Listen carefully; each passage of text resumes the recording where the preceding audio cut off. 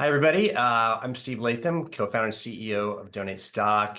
Really happy to welcome you to our Giving Season, Giving Tuesday Playbook webinar. There's some great speakers who will speak to strategy and best practices for making the most of the giving season. And also really happy to introduce our moderator, Jake Wood. Jake is highly accomplished in many ways, most notably as a best-selling author, as the chairman and founder of Team Rubicon, and the CEO and founder of Groundswell. So I'm going to kick this over to Jake, get us started, and get the slide deck up, and I'll let him take it from here. Yeah, thank you, Steve, for inviting me to join this awesome webinar. Really excited here to help moderate this panel of distinguished guests. Steve mentioned I come at this from two different sides. One, as the founder and now chairman of Team Rubicon, a nonprofit organization that does disaster response work, obviously engaged throughout the Southeast at the moment with the horrific hurricanes and destruction left by Helene and the impending destruction that we will see here shortly from Milton. And in that capacity, really just have an understanding of how critical those last 40 to 50 days are of the year. And over the course of the last decade, give or take, obviously Giving Tuesday has really come to define that starting gun for that end of year holiday giving rush. If your organizations are anything like Team Rubicon, you can expect to see 40 to 50% of your revenue come in the last 40 to 50% or 40 to 50 days of the year. And so this is really just a critical time. It's important that you have the necessary playbooks, the strategies and tactics that are critical to executing those campaigns so that you can maximize the revenue that you earned. Of course, that you can maximize the impact that you're having in the community. Obviously, in my new capacity as the founder and CEO of Groundswell, we are a corporate social responsibility platform. We see it in the statistics across all of our customers. The vast majority of employee engagement is happening during that giving season. Again, really bracketed by Giving Tuesday as that starting gun, and then of course, New Year's Eve. So if we can go to the next slide here, Steve, we've got a really simple agenda today. We've got three speakers. First I'm going to introduce Kelsey from Giving Tuesday. Then we're going to have an amazing talk and some points from Jessica at the amazing Shriners Children's. And then lastly, Steve, who is, the expert in the space on giving most tax efficiently through stock, will come in and talk a little bit about how Donate Stock can support your end of year giving efforts. And then lastly, we'd really love to open it up to Q&A from the audience. I think we'd like to get there sooner rather than later. So if you want to prep your Q&A questions in the chat, I will be collecting those. I will be then peppering my colleagues here with those questions at the end. We'll try to get to them all. If we don't get to your question, we'll do our best to follow up. And lastly, again, Steve already mentioned this, but this event is being recorded, and we will be sending this link out following it, as well as posting it across all of Donate Stock's channels. Steve. Next slide. All right, so our first guest here is Kelsey Kramer. She is the Director of Partnerships at Giving Tuesday. If you don't know what Giving Tuesday is, you've been living under a rock, and I'm excited to see you emerge here. So Kelsey, I'll turn it over to you. Awesome. Thank you so much, Jake. Hi, everyone. Thank you so much to Donate Stock and to Steve for the opportunity to share a bit more about Giving Tuesday best practices and what we've learned from the Giving Tuesday data commons in particular to inform GT strategy and tactics. Super quick intro. I'm a Giving Tuesday boomerang. I have grown up with Giving Tuesday. I worked back on the team when it was a movement growing in communities and countries around the world. And so I rejoined the team about a year ago. I work actually as Director of Partnerships at our Giving Tuesday data commons. If you're not familiar with that, we provide the social sector with what the commercial sector has long benefited from, which we think of as sort of big data to drive better decision making, to build a more resilient social sector and to really accelerate equitable social innovation in the space. I'm going to try and do a bit of tone setting for us before we dive in. So Jessica and Steve are really going to go and get more tactical in the weeds, but I'd love to just sort of help anchor these conversations with a reminder of why Giving Tuesday is so important. Jake just talked a little bit about that and what the opportunity it sort of provides us as a sector. So I am sure you're all familiar. The reason that you're here is that you want to learn more about Giving Tuesday and how to sort of amplify your GT campaigns. But I kind of want to bring us back to why GT started in the first place. And I say GT, I'm referring to Giving Tuesday. If you're if you're like acronyms, get out of here. I'm saying GT as Giving Tuesday. Giving Tuesday was created in 2012 as a very simple idea, a day to encourage people around the world to do good. We as a sector have really embraced this day. We've utilized it to try new things, to get creative, to activate our communities in new ways and bring more people, more everyday givers into our work. And so I really want to make sure that we all feel on this call, if you've participated in Giving Tuesday for a really long time and you've been driving campaigns, you are part of this ecosystem that has been driving innovation on this day from the beginning. So I want to call attention to that. Next slide. So to help us understand what's happening and what we can sort of learn from Giving Tuesday, let's look a little bit at GT participation and impact from 2023. So using data from previous Giving Tuesdays, our 2023 online donation results, our estimate of offline giving and awareness and participation surveys that we run at Giving Tuesday, we estimate that the minimum total number of adult participants in the US in 2023 is as follows. 34 million adults participated, 18 million donated, 14 million gave voice, including sort of social media and conversations. 10 million gave food, clothing, or other items, and 8 million volunteered. And this, I think, reiterates the important moment Giving Tuesday is. It is the moment that catalyzes a lot of our year-end giving and this big drive to year-end.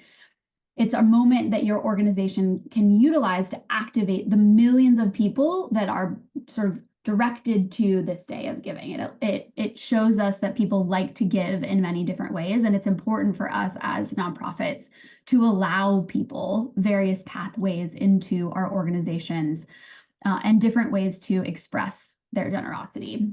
Next slide, Steve. So we estimate that of those 18 million that gave money in the United States, that we raised 3.1 billion in financial contributions to causes that people cared about in 2023. So this amount of money was made up mostly of $50 to $100 donations given by average everyday individuals. So this is really an opportunity to leverage everyday givers and drive sort of that everyday giver, smaller giver donation pool.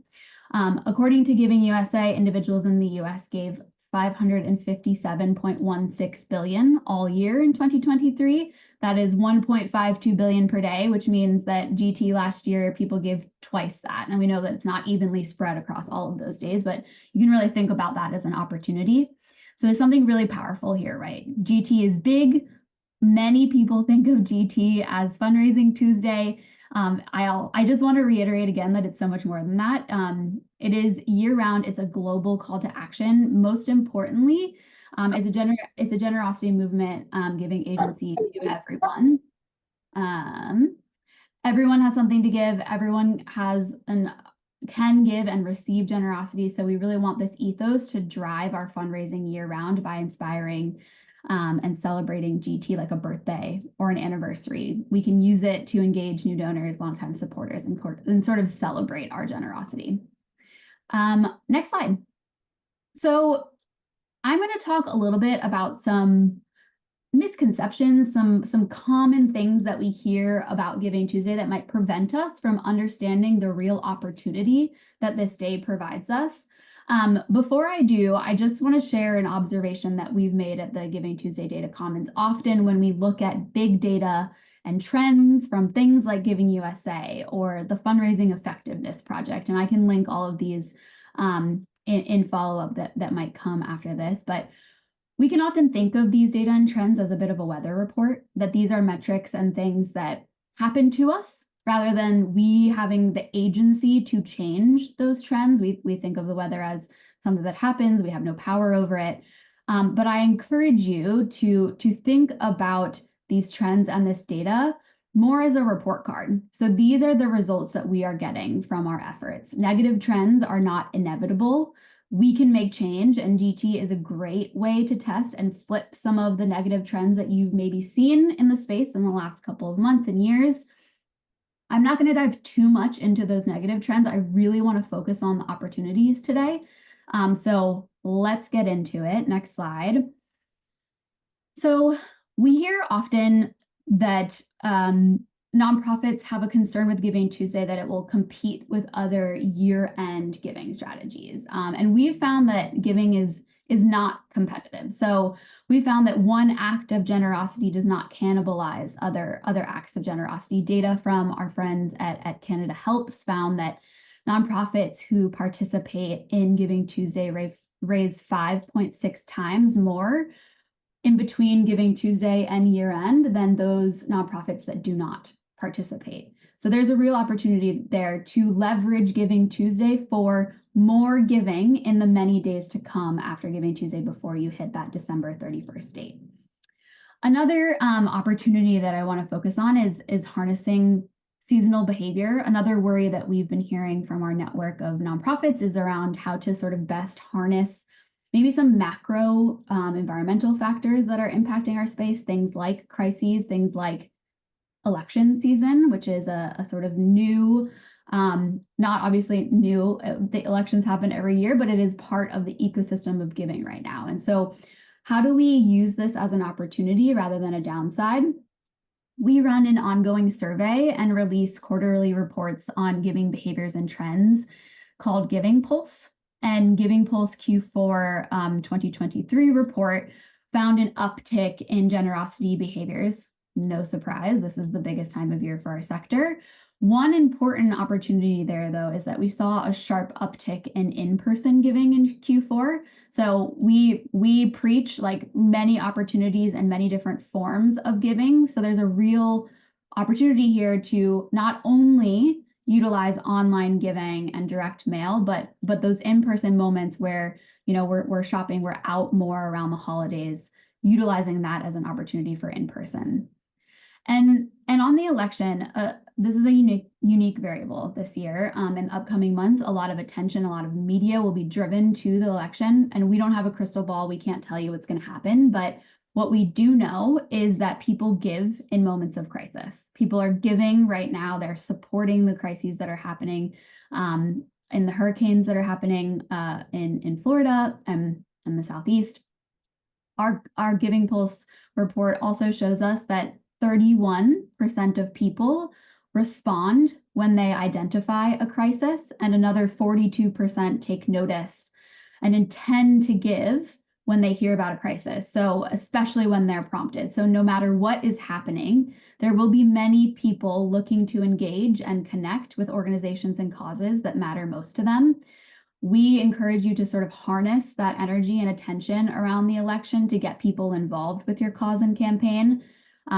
We're all sort of looking for opportunities to channel that energy into good. And so passion and urgency around the election is a real opportunity for fundraisers. The third sort of, I don't want to say misconception, but the third thing that we hear is that it is a very loud day, right? This is a huge day. We just talked about the numbers. It's a huge day. There's a lot happening. It's actually a good thing. We think it is a good thing.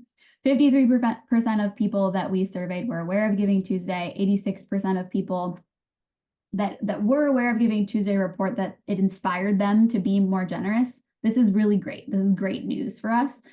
Analysis from the Fundraising Effectiveness Project, which is a project that we work on with the AFP Foundation, found that in 2022, Giving Tuesday actually surpassed December 31st as the biggest day of the year for donor acquisition.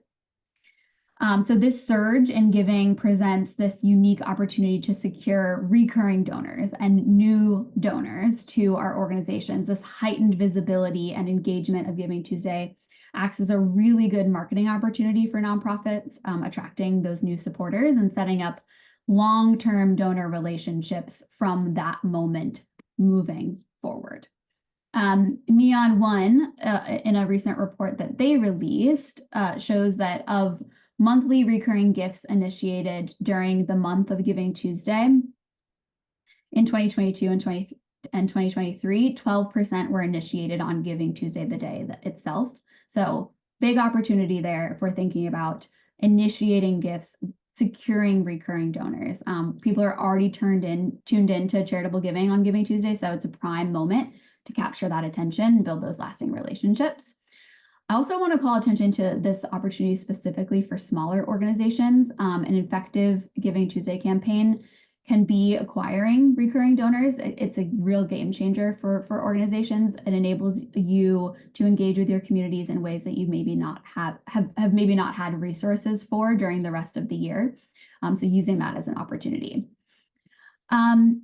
So lastly, I think we sometimes focus and emphasize fundraising as the only opportunity. And I do want to say that like this webinar is specifically focused on fundraising, right? But there is an opportunity, and we actually see a lot of benefit in providing multiple entry points into Giving Tuesday itself. So during events like Giving Tuesday, when there are more opportunities to express your generosity, people do so. So our data shows that in Giving Tuesday 2023, 32% of participants took part in multiple ways of giving, combining time, money, and/or goods. It's a really good opportunity and entry point for volunteerism. In addition to the value that volunteers provide, volunteer projects can be part of a longer run strategy to mobilize resources. Research from our friend Nathan Dietz shows us that volunteers often go on to become financial donors, providing sort of financial support even in the first quarter of the year when giving rates typically decline. Our volunteers show up and they can help provide that support system in these off fundraising periods. Steve, you can move to the next slide. So lastly, I just want to hit one more kind of point that we often hear, that scarcity is in decline. Some of this is true, right? We can't deny the fact that in some of our fundraising effectiveness project reports, you'll see that fundraising has been sort of at a decline or a steady state, right, for the last couple of years. But we've also learned that you have a potential giving untapped market that we can tap into, especially during this giving season. So the reality is that potential donors don't actually remember being asked to give recently. We are so worried about donor fatigue, but in our Giving Pulse survey data, it revealed that around half of donors, so 55% in the first 3 quarters of the year, and 47% in the fourth quarter, do not remember being solicited for donations. I want to say that again. 55% in the first 3 quarters and 47% in the fourth quarter do not remember being solicited. And we predict that an additional 7% of our Giving Pulse respondents, that number might seem small, but that's a 700% increase. 7% of survey respondents would have responded generously to solicitation if they had been asked recently. So this insight really highlights the need for increased engagement of the large number of unsolicited individuals who may not be asked to be generous. So we believe our data shows that donor fatigue is actually a function of the quality of the messaging and the engagement rather than the question of frequency. So think about how your organization is providing supporters with an opportunity to exercise their generosity and agency.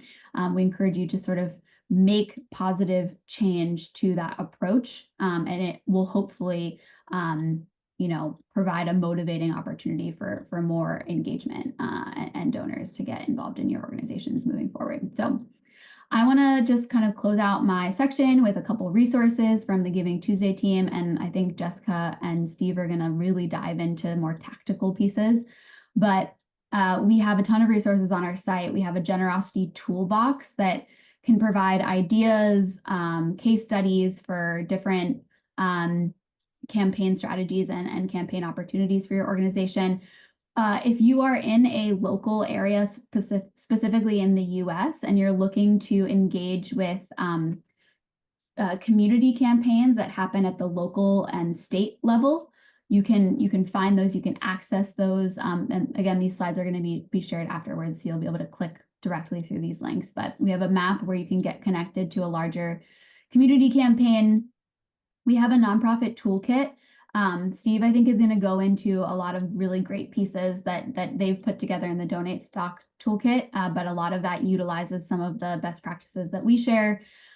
This is everything from like how to plan your campaign, press release language, really the nitty gritty of planning a campaign, and some additional resources from some of our partners. We have social media templates. These are Canva templates that you can access and utilize. We are updating those regularly. So there's a new batch of resources being shared in the next couple of weeks. And we also have a new resource called the Giving Pulse Field Guide, which is a partnership with RKD Group. It provides actionable strategies utilizing a lot of the data that I just shared from Giving Pulse. And it turns it into some recommendations for your fundraising strategies. The Q2 Giving Pulse Field Guide specifically focuses on giving season. So you can use that those strategies specifically around making the ask and harnessing that seasonal behavior directly in that field guide. And with that, I think I'm turning it over to Jake. All right, Kelsey, thank you for that. That was a master class in unlocking generosity. I think that framing of Giving Tuesday as a generosity movement that goes beyond just raising funds is really apt. I'm really excited to bring Jessica Runyon up to speak next. Jessica works for Shriners Children's. I'll allow her to share a little bit more about that. But as the father of a young daughter that needed, urgent and specialized medical care at her birth, nothing warms my heart more than people who work on that issue. So Jessica, thank you for joining us. The floor is yours. Thank you so much, Jake, and appreciate that tee up. I hope everything is well with your daughter or child and family, and just honored to be here. So thank you, Steve and Jake, for having me. Like you said, my name is Jessica Runyon. I'm Director of Digital Fundraising at Shriners. I've been here a little over 7 years, but in the industry for a little over 14. And just to dive in a little bit about Shriners Children's first, we've been changing the lives of children for over 100 years now. Our mission is reaching more kids in more places by providing the highest quality of care, regardless of the family's ability to pay, to children with a variety of conditions, including orthopedics, spinal cord injury, burn care, craniofacial, and other special healthcare needs. We also provide education for physicians and other healthcare professionals, as well as always striving to advance personalized pediatric care through innovative research. We have 21 locations in the US, Canada, and Mexico, including a handful of clinics throughout US territories, totaling out to over 100 access points of care. And we've totaled up to 100 reaching children and treating children from over 170 countries. And we are currently sitting at just around 1.6 million donors. So you can head to the next slide, Steve. So just a kind of high-level overview of our Giving Tuesday campaign before I go into kind of what's worked and what hasn't for Shriners. We started out implementing Giving Tuesday in 2017, mostly digital focused, but magically have been able to grow our revenue year over year and totaling out to a gross revenue of 7.6 million. We just recently in 2023 grew 12%, and that's our same goal for 2024. So 7.6 million and counting. Some of the latest additions that we've just recently implemented that I'll get into in the next slide is a DRTV national spot, a pledge component, and influencers. And I did include our 2022 DRTV spot on here. I know for time purposes, I'm not going to click, we won't play it, but I do encourage you guys. I think everybody has a deck to go check it out. It's a 120 spot and just a great overview. And we're going to plan on refreshing that spot and shifting from a donor focus to a patient focus for 2024. Next slide, Steve. So here's really getting into kind of the nitty gritty of what has worked for us, and in no special order, just kind of starting off top left there, leveraging a match. So this has been a tactic for us that we try to secure either a corporate partner at the beginning of the year or identify an anonymous donor that we can use in our match messaging. Some years we haven't had a match, and some we have really leaned into that overall match messaging, and we plan to lean hard on that component this year, actually with a 3 times match. So we're looking forward to seeing how that turns out. We also implement Give Again Wednesday. So we include this in our email series prior to the last email, which is always a thank you. Give Again Wednesday is all about doubling your impact and the last chance to give with a match, again, with a corporate partner or anonymous donor. And another great opportunity really to turn any of your one-time donors into sustainers. And this email typically is our 3rd highest performing email out of our 10 to 12 email cadence for Giving Tuesday overall. Pledge is another component that we've just recently, like I mentioned on the last slide, implemented. We added this commitment principle last year, and it resulted in 145 total pledges for us, 80% of which came back in Q4 and gave again, which was extremely successful in our eyes. So we plan on implementing that this year. And a bonus benefit is that it's a great way to build your email file. And I'm going to show you an example on the next slide of where we put that on our landing page and how we implement that. Countdown clock, like Kelsey mentioned, a sense of urgency will always work in your behalf. We actually use this tactic for almost every campaign in some form or fashion, whether it's urgent messaging or an actual visual.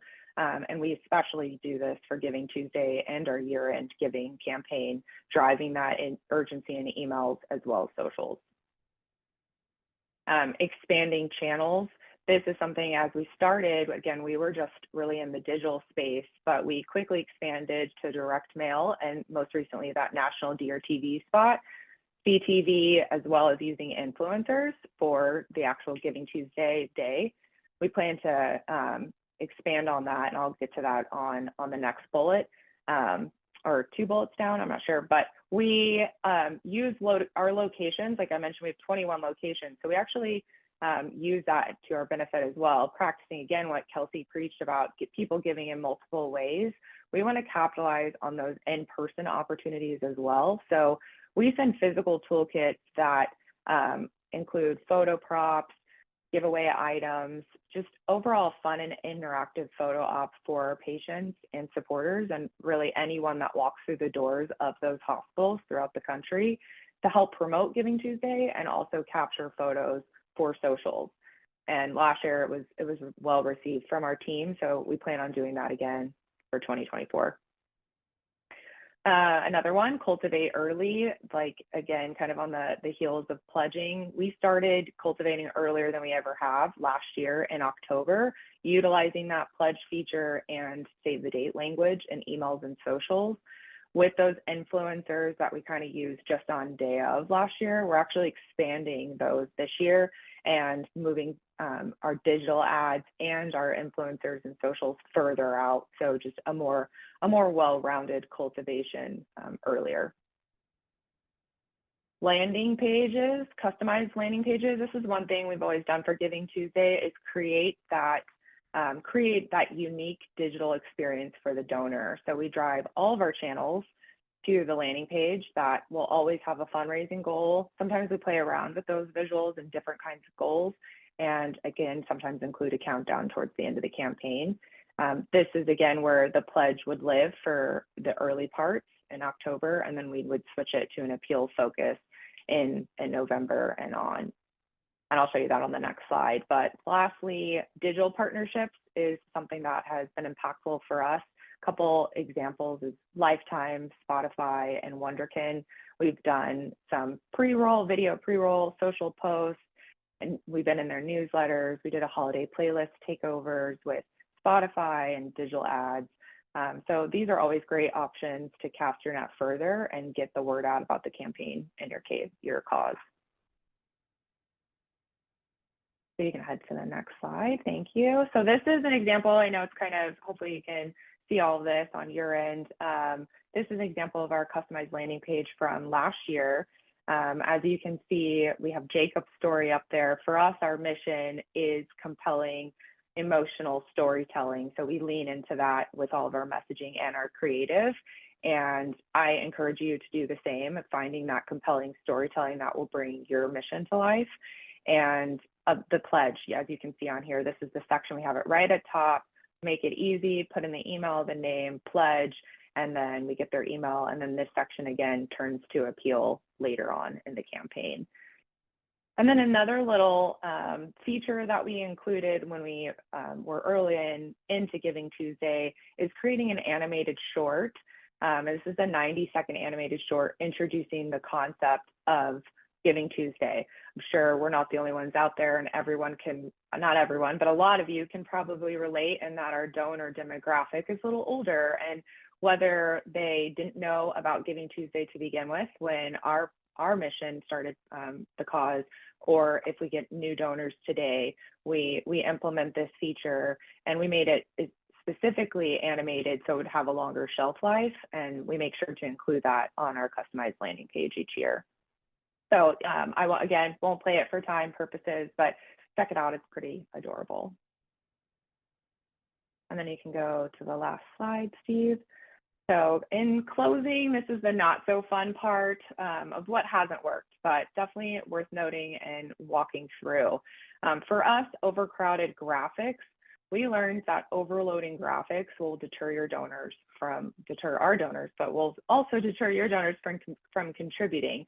We are moving back to a more simplified graphic without long text or extra creative components or logos, and this has proven to be more successful for us. We also actually, in the beginning years, initially experimented with creative themes in the creative space around the campaign each year. However, we've since shifted to our overarching brand that we know resonates with our audience more, and instead focusing on creative messaging versus the creative altogether. These changes, again, have resulted in improved outcomes for us. And then these last two kind of go hand in hand. For us, we have multiple departments promoting numerous initiatives throughout the year. So an overcrowded calendar filled with numerous communications and disorganized representations of the same message can be challenging not only for you to manage, but may contribute significantly to donor fatigue. So all this content needs to look unified and adhere to your company's brand so that it effectively gets your message across. So, and kind of in closing, I have just 2 tips to achieve that from the lessons we've learned. First is getting with those departments early and plan that cohesive approach and communications all together. And second is equipping people with the tools they need. For us, a tactic that's been really helpful is providing teams, all these teams, whether it's your Marcom or corporate partners, or for us, our 21 locations, providing them with a diverse toolkit. We've included a calendar of strategy efforts, graphics, specific copy, maybe a bank of key terms. Any of these tools can really help everyone communicate clearly and completely supercharge the campaign that's aligning with your mission. So that's kind of it that I have for today. It was kind of a lot of years and a lot of effort squeezed into 5 slides, but I hope it was helpful. Please put in any questions you may have, and hopefully we can answer them at the end. But I will pass it back off to you, Jake. Yeah, Jessica, that was amazing. Some really amazing tidbits in there. Excited to circle back to them in the Q&A. Just a reminder, please use that Q&A function to add your questions. I already see a handful coming in. Really excited to get to those here in a minute. But before then, I have the pleasure of introducing Steve Latham, co-founder and CEO of Donate Stock. I've known Steve now for a couple of years. Just simply want to praise him and the entire team. You know, when I was running Team Rubicon, I remember the first time that we went through the process of being able to accept gifts of stock. And it was a total game changer for us. We had board members who were suddenly giving 2 or 3 times as much as they were in prior years because they were able to offload some of the stock that they had been sitting on. So really just eliminating the complexity of that as a service to the nonprofit space is such a win. So excited to hand it over to my friend and colleague, Steve Latham. Steve, the floor is yours. Thank you, Jake. And Jessica and Kelsey, fantastic jobs. It's really like amazing, great insights. Thank you all so much.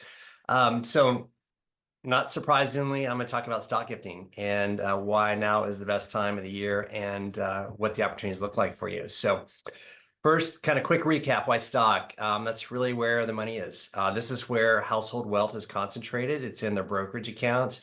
When we say stock, we mean stocks, ETFs, mutual funds, any securities that can be traded on an exchange. So today, 2/3 of US households, 100 million Americans own trillions of dollars in equities. And that's, again, where their wealth is concentrated. It's where they have the most to give. So think of it's the much bigger, if you're instead of we're looking at credit card capacity or checking account when they're thinking about giving you cash and balancing their budget next month.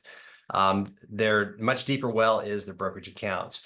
It's also the most tax advantage way for donors to support your cause. When they donate appreciated stock, instead of making the terrible mistake of selling it and trying to send you the cash after that, if they donate it directly, they can avoid the capital gains tax, which saves them a ton of money. You don't have to pay it because you're tax exempt. So it's a transfer of wealth, if you will, thinking about that from tax to the nonprofits. They also get to itemize the full fair market value. As long as they've held the stock more than 12 months, it is far and away the most sophisticated and smartest way to donate to your cause. It's also a big win for fundraisers. You get larger pre-tax gifts. It's literally giving you money instead of giving the government money. So not a political comment, it's just a fact that you'd rather give that money directly to you so you can put it to work. And it also paves the way for recurring gifts. And I'll talk more about that. Some quick stats to date. This is over the last 3 years. Average stock gift is about 5,600. This year, because the market has just been, if you're aware of what's happening in the markets, I'll show you a chart in a second. It's been an amazing year for the stock markets. The average gift is closer to 10 grand. So we're seeing much larger gifts this year. We've also seen now that 1 in 4 donors, after they make a first stock gift through us, end up making multiple gifts. We have donors that have made 10, 20 gifts over time because if they have these big returns on their investments, they have 2 choices. I can either sell the stock and take a big hit on tax, or I can share it with the causes I care about. So we routinely see donors coming in and just sharing their gains with the causes they love. And that's why they end up having much larger gifts, the repeat donors. So Q4 is go time. This is when 60% of all stock gifts are going to occur this quarter. October's already off to a really fast start. It's really exciting to see everybody already getting in the mindset of my year-end giving. I'm going to get ahead of it. The market's at all-time highs, and that's where we go to this next chart. This is the time to be harvesting stock gifts and out there inviting your donors to share their gains with you. Anybody that's been in the market more than a few years is sitting on pretty good gains. If they've been in the market 10 years, they're sitting on significant gains because the average portfolio is up about 300% or 4x. The NASDAQ, think about the NVIDIA and Google and Meta and all the Apple and the popular stocks, those are all up on average for almost 400% or 5x. So big gains. They're looking for ways to reduce their liability and their exposure to these stocks. And it's a great way by, again, enabling them to donate those gains to you. Now, on timing, it's important to note that we have a shorter giving season this year. So last year, Thanksgiving was on the 23rd. I think Giving Tuesday was on the 28th, if I'm not mistaken. This year, back it up 5 days. So we've now got a slightly shorter giving window. So it just means you got to be prepared, lock down, know your dates of what your flight dates are, what you're going to send to whom, and how you're going to go out about unlocking that generosity over the next few months, especially those last 5-6 weeks of the year. Here is a timeline. It's fairly prescriptive, and there's some key dates here. I'll kind of walk you through, and I actually have a slide on each of these too. So high level, you want to, and again, with a focus on how do you really open yourself up and enable yourself to get larger pre-tax stock gifts.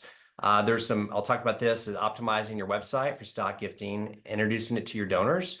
And then it's all Giving Tuesday, starting with launching your Giving Tuesday page in early November, getting those announcements out. We'll talk a little bit about that, but it's, again, frequency, consistency is really critical for residents, for them remembering and changing behavior. Those last reminders in early December, and then I'll talk a little bit what happens and why that's really the golden time to lean into stock gifting right after Giving Tuesday.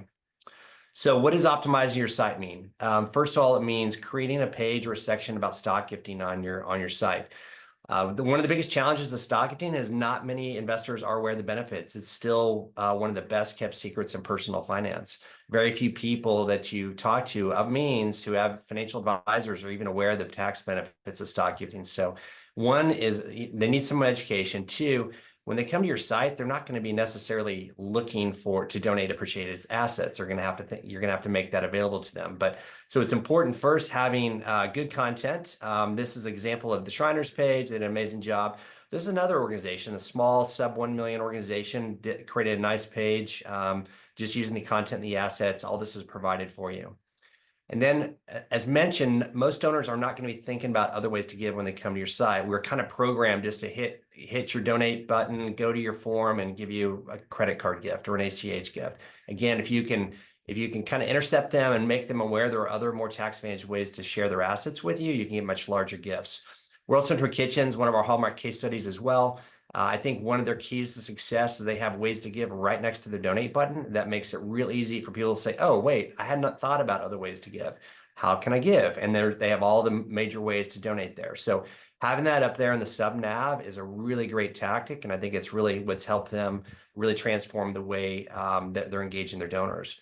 Also, if you can add a link to your page, this is another area. And this is, again, depending on what platform you're using. Sometimes is not so easy, depending on who your fundraising technology platform is.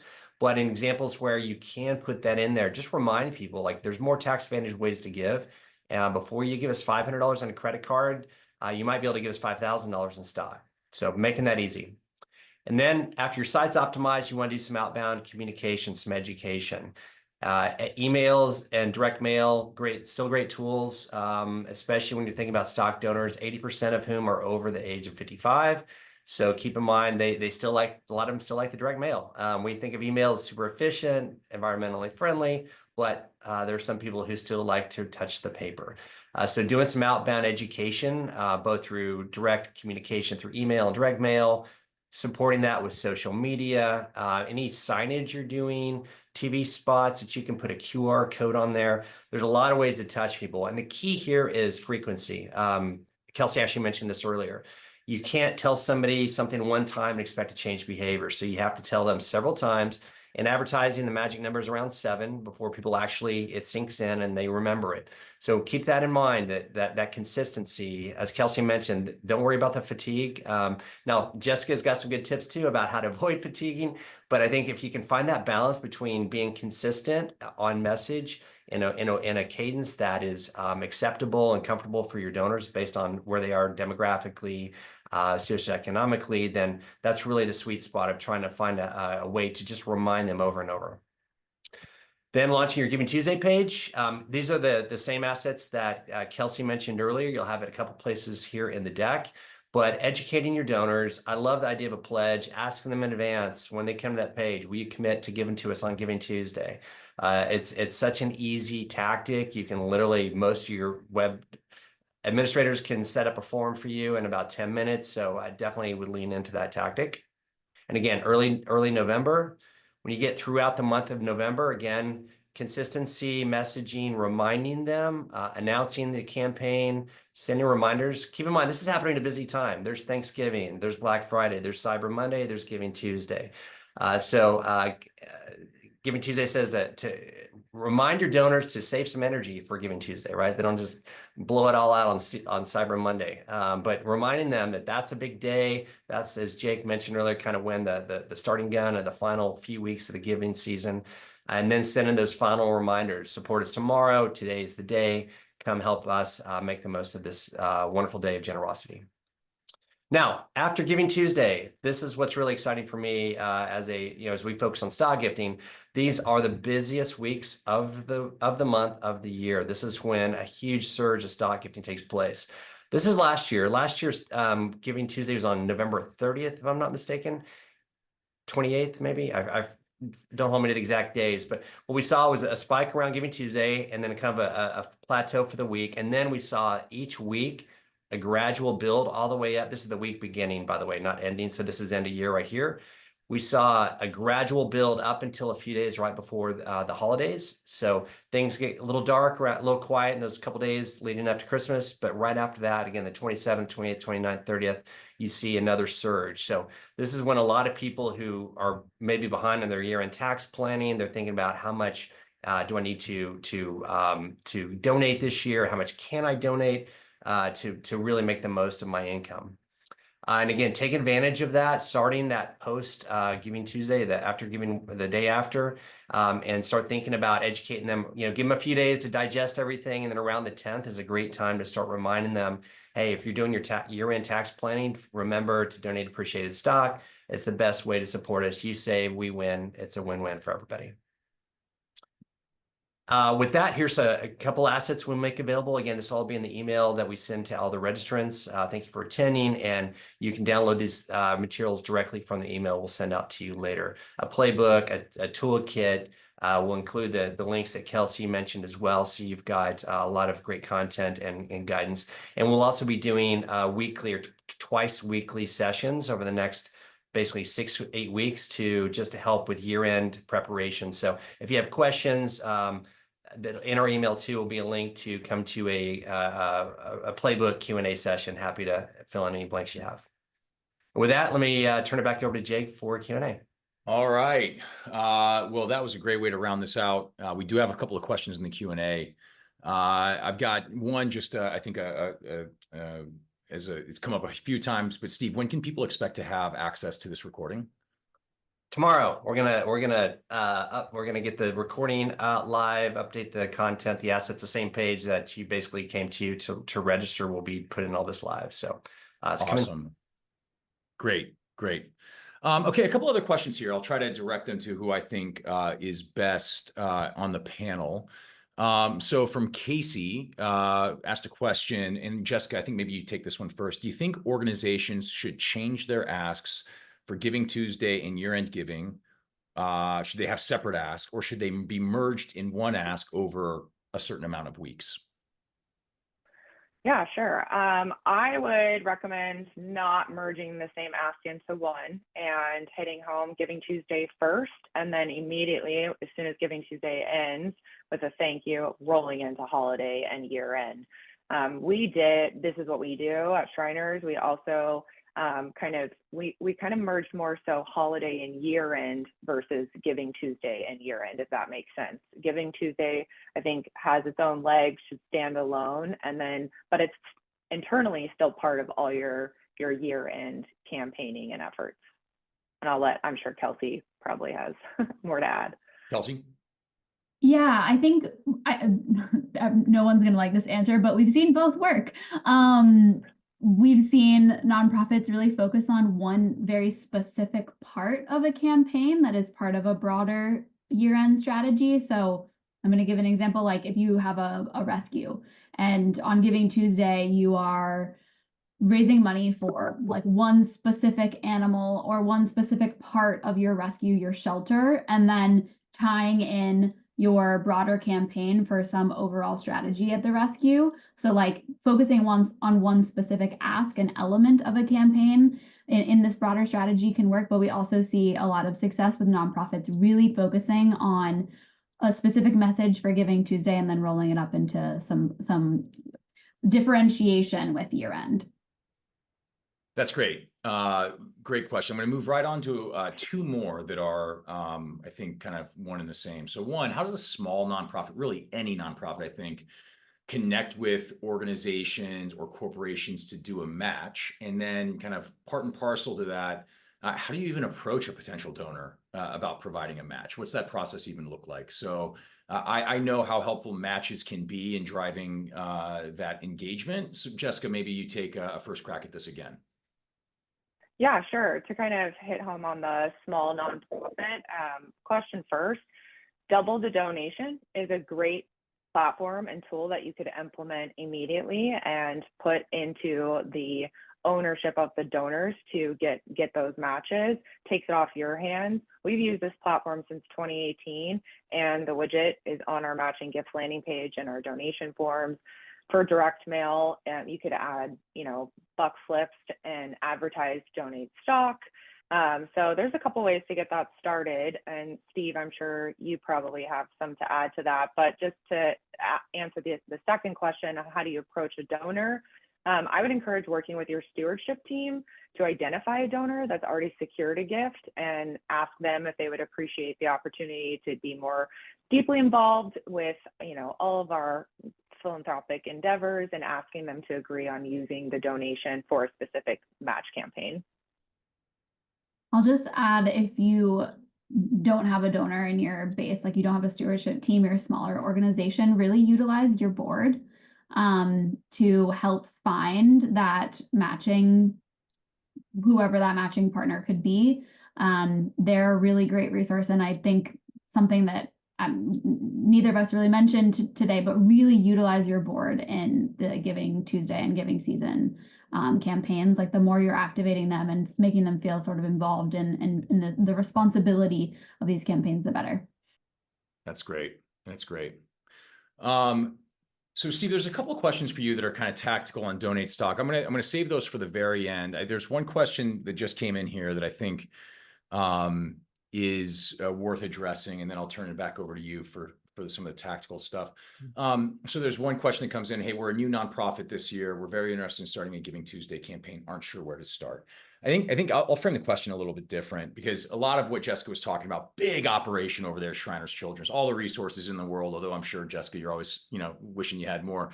But, I've been at a nonprofit from 0 to 50 million. I know that your tactics and strategies have to change along the way. So what's the 80-20 rule? What are the 1 or 2 tactics that a small, under-resourced nonprofit can take? They're going to drive 80% of the outcomes. I'm going to kick that one back to Jessica and Kelsey. I think they're probably, better positioned having done this on that side of the fence. We have a lot of resources for first-time campaigns for nonprofits on our site. I'll say, I think utilizing Giving Tuesday, especially if you don't have a ton of resources, to try one new thing and see how it goes. If you've never done Giving Tuesday before and it's not generally part of your giving season strategy, if you've been thinking about trying something new, but it doesn't quite fold into that end of your strategy, utilize Giving Tuesday to do that. You will learn something. Maybe it'll go incredibly well, and then that can be the kickoff to your year-end campaign every year. But really thinking about the day as a way to try something new, try something creative that you've been wanting to. I think that is like maybe a little scary and riskier for nonprofits, but we have some ideas in those toolkits that I mentioned that might spark something for your organization. Oh, you're on mute, Jessica. Dang it. Sorry about that. I was going to say, beautifully said. I have nothing to add. I think she has hit that on well. Okay. Well, that's great. Thank you for getting on that. All right. So Steve, I'm going to rattle off a few here. Hopefully you can knock them out. I think you can see them as well. Are there any fees to the nonprofit when donating stock? Does it change tax implications for the donor if the organization keeps the stock versus cashing it out and selling it? Yep. And how do you establish a donate stock button on your page?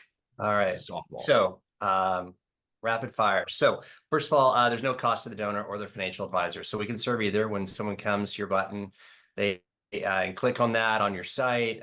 They say, I'm a donor, I'm an advisor. There's no cost. It's fast, safe, free. That's how we describe it for the donors. We do charge the nonprofits a fee. Generally, it's less than they're paying all in for credit card plus platform fees, anywhere from 2 to 3.9% on the transaction fees. So we try to, we're trying to unlock a new market of giving larger gifts at a relatively low rate. We do cap our fees on large gifts too. That's another thing that's always worth pointing out is we max our fees. So once you hit 100 grand of a donation, no incremental fee. And as Jessica can attest, people give much larger gifts, which is, if I have a moment, I'll tell an amazing, wonderful story, I think, with Shriners that was very touching to me. But the second one was about how does the tax implications.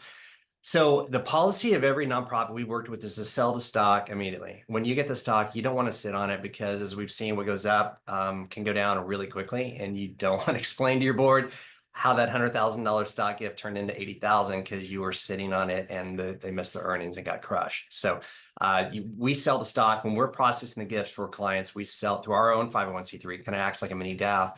We'll sell the stock and then send the proceeds. We do that for the smallest nonprofits to Shriners, the biggest ones.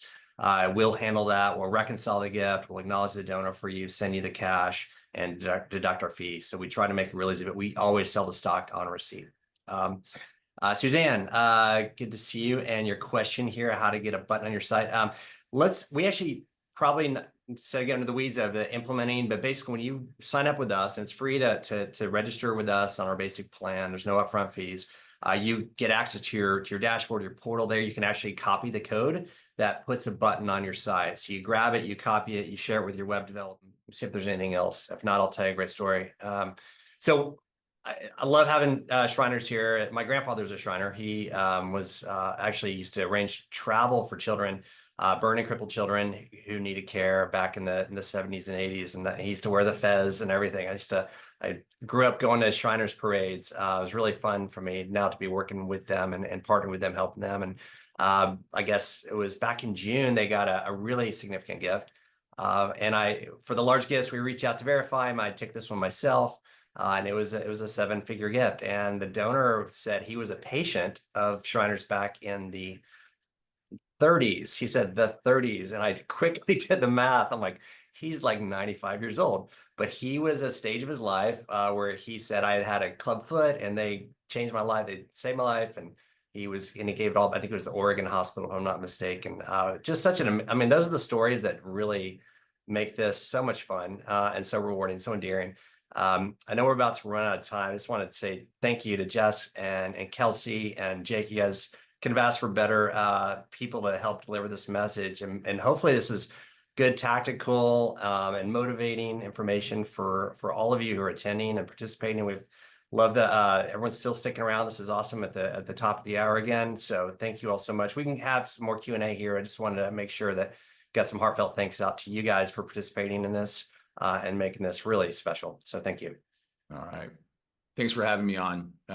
Kelsey, Jessica, it was great being on the panel with you. Likewise. Thank you. Yes. Everybody Thank you for so sticking much. around. All right. Thank you all so much. Have a wonderful day. You too.